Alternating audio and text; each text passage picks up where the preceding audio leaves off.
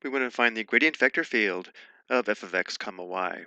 So notice how we have a function f of two variables, and therefore the gradient of f is going to be a vector field with two components, an x component and a y component.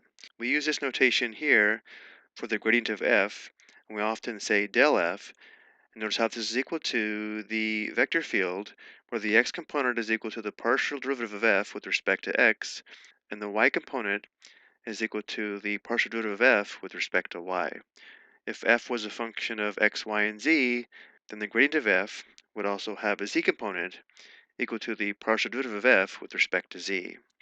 So let's find the gradient vector field, then we'll talk about what it tells us about the function, and then we'll also look at this graphically.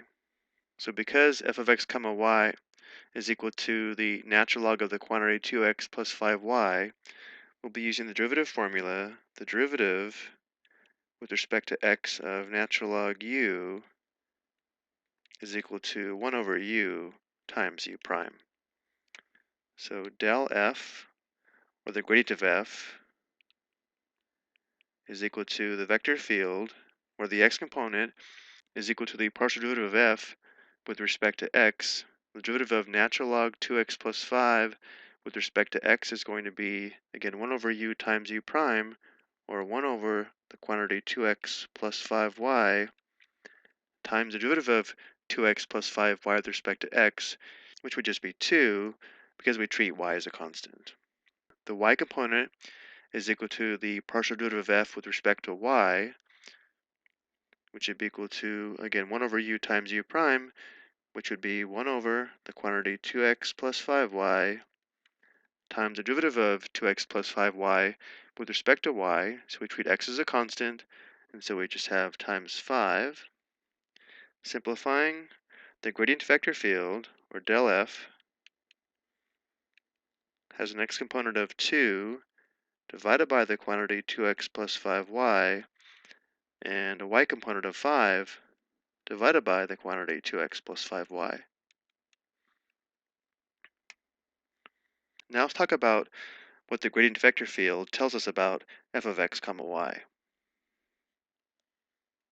In many applications, we would like to know in what direction to move so that f of x comma y increases or decreases the most.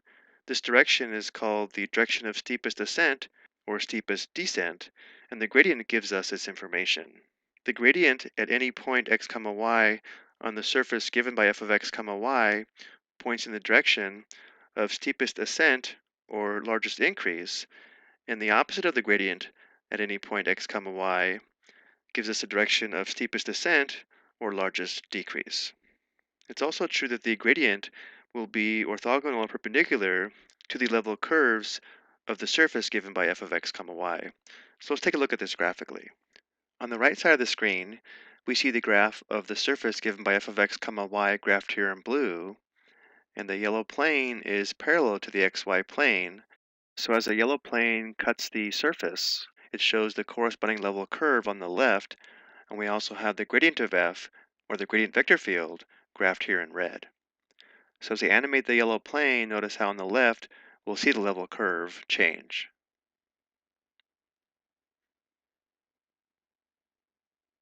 And there are two things to notice here. If we pause here for a moment, if we were anywhere along this line on the surface, and we looked at the corresponding gradient, it's going to point in the direction of maximum increase, or steepest ascent, and notice how the gradient vectors are also orthogonal or perpendicular to the level curve. If we walked in the opposite direction, or the opposite direction of the gradient vector, it would be the direction of maximum decrease, or steepest descent. I hope you found this helpful.